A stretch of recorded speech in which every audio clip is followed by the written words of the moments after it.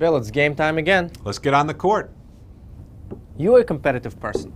No, absolutely.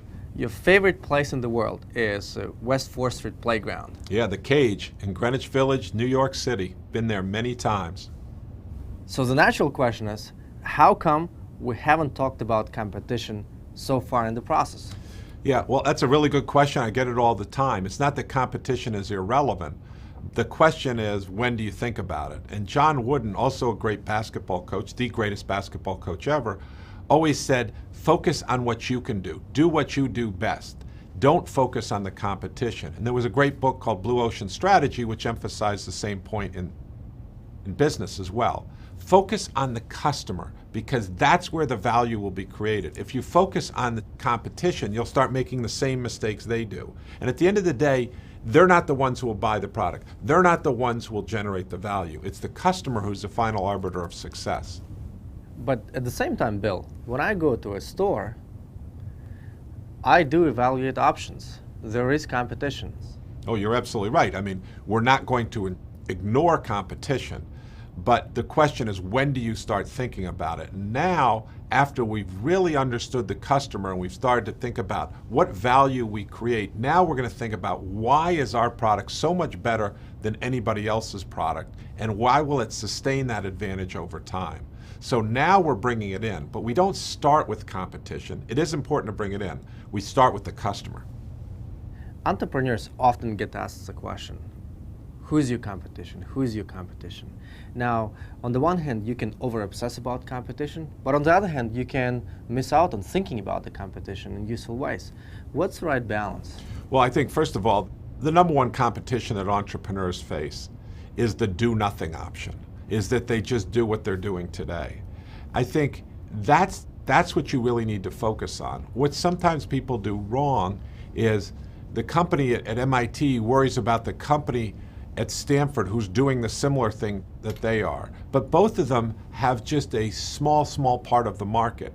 And the real market opportunity is the 99.999% of the market that neither of them are getting to. So they shouldn't be focused on each other. They should be focused on the market opportunity that represents the much bigger opportunity than fighting over this very small piece of the marketplace.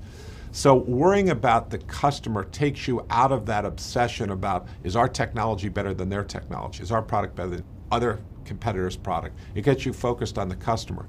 But still, when the day comes, you have to provide some unique value. And that was the whole point of the core. But now we have to relate that core back to the customer, that it's going to produce something of significant value for them that will make our product more attractive than the alternatives.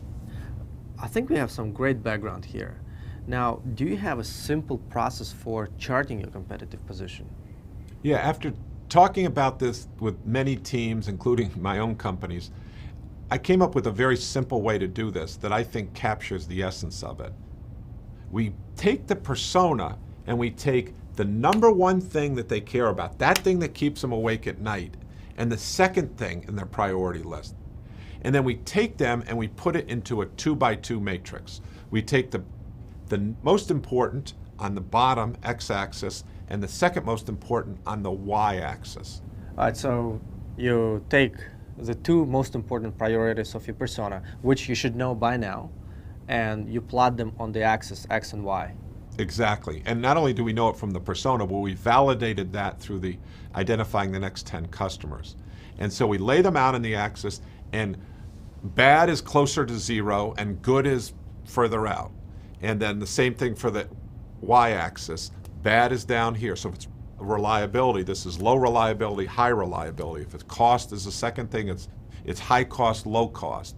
And then the upper right-hand quadrant means it's good in both dimensions. So now what we do is we take and we start plotting first the as-is state. What is the current state? And where does that fit in there? And then where do the other competitive alternatives fit in there?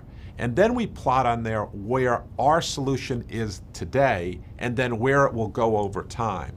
And our solution better be in the far right-hand corner when all's said and done, because that's what our core does. Let me just play skeptic for a moment. What if the decision-making process by the persona is more complex and there are more priorities than just two? and you run into difficulties of charting this multi-dimensional space. That's what will come up in your customer interviews, your primary market research. But you have to focus on the top two, because people won't hear you if you're talking about priority number 3. And if you try to do too much, you end up doing nothing.